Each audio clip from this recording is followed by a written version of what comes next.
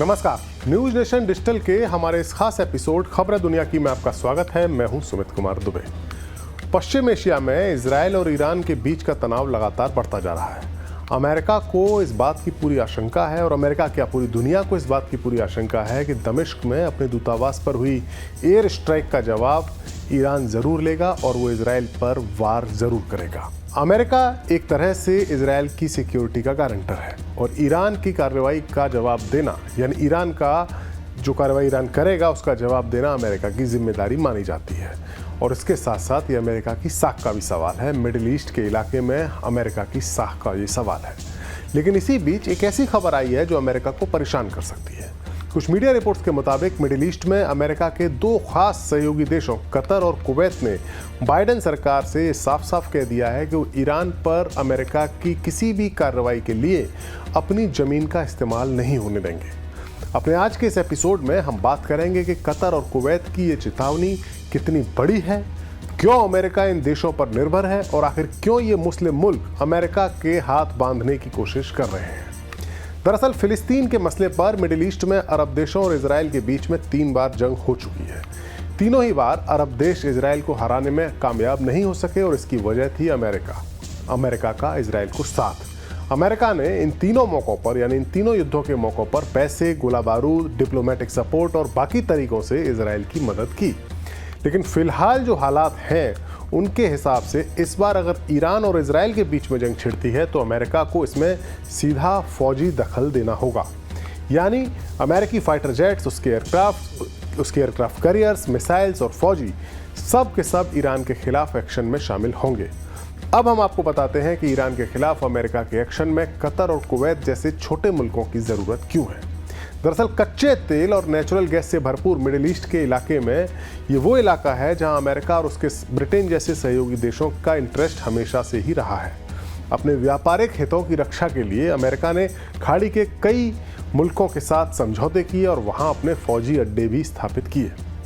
1990 में जब इराक के तानाशाह सद्दाम हुसैन ने अपने पड़ोसी कुवैत पर हमला करके कब्जा किया था 1990 के दशक की शुरुआत में, तो अमेरिका ने फौजी दखल देकर न सिर्फ कुवैत को आज़ाद कराया बल्कि सद्दाम हुसैन की फौज के गुरूर को भी तोड़ दिया था।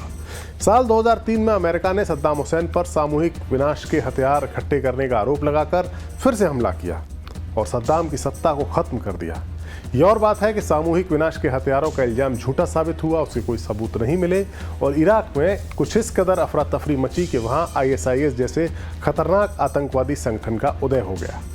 बहरहाल मिडिल ईस्ट में का जो इलाका है उसमें अपनी पावर के प्रोजेक्शन के लिए अमेरिका ने कई मुल्कों में अपने फौजी अड्डे बनाए हुए हैं। इन देशों में Jordan, Saudi Arab, Bahrain, Qatar, UAE, Oman, Kuwait, Syria और इराक जैसे मुल्क शामिल हैं।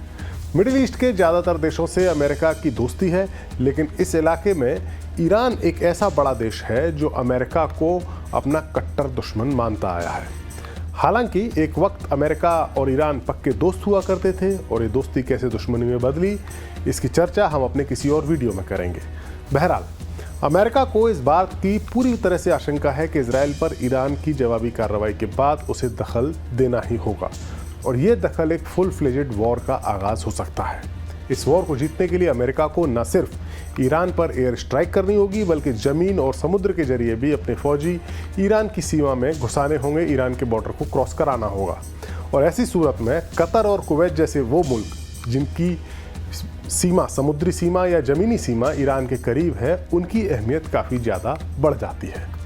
अब एक सवाल ये भी है कि आखिरकार ईरान के साथ दोस्ताना ताल्लुक़ न रखने वाले ये मुल्क अमेरिकी फ़ौज के एक्शन के लिए मना क्यों कर रहे हैं। इसकी 2 वजह हैं जिन्हें समझा जा सकता है। पहली वजह यह है कि जब अमेरिका इन देशों की ज़मीन से ईरान पर कार्रवाई करेगा तो ईरान की तरफ से भी जवाब दिया जाएगा। ईरान की मिसाइल्स और उसकी ड्रोन पावर किसी से छुपी हुई नहीं है। ईरान की कार्रवाई अमेरिकी ठिकानों पर होगी, यानी ईरान की मिसाइल और उसके ड्रोन इन मुल्कों की सीमाओं में घुसकर वार करेंगे, और ये मुल्क बिना किसी वजह के इस जंग का हिस्सा बन जाएंगे। लेकिन एक और वजह है, और वो वजह ज़्यादा सीरियस है। वो वजह यह है कि दरअसल इजराइल और ईरान के बीच का ये तनाव गाज़ा पट्टी पर इजरायली कार्रवाई का नतीजा है।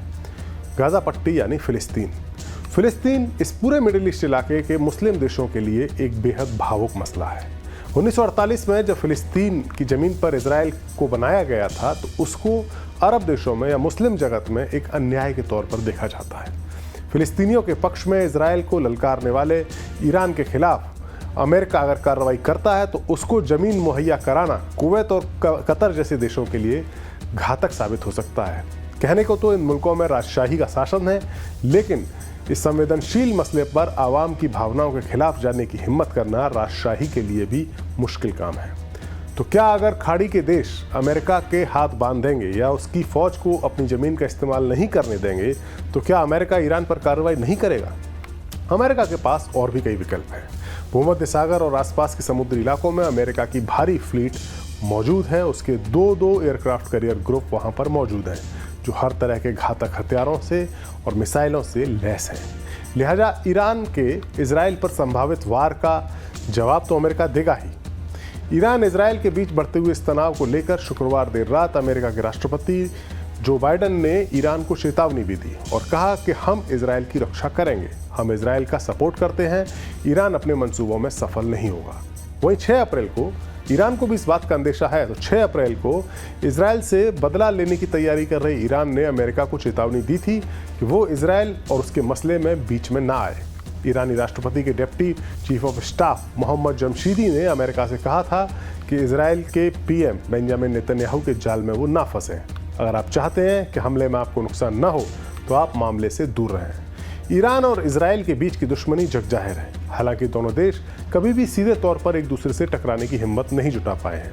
ईरान ने हमेशा हमास, हिजबुल्लाह जैसे प्रॉक्सी संगठनों का सहारा लिया है, वहीं इजराइल सीधे तौर पर उनके ठिकानों पर वार करता आया है। अब अगर ईरान सीधे तौर पर इजराइल को निशाना बनाता है तो सबसे बड़ा खतरा इस बात का है कि ये तनाव या ये जंग पूरे मिडिल ईस्ट में फैल जाएगी और इसके नतीजे बेहद खतरनाक होंगे। हमारा ये वीडियो आपको कैसा लगा? कमेंट बॉक्स में जाकर अपनी राय हमें ज़रूर दें। नमस्कार।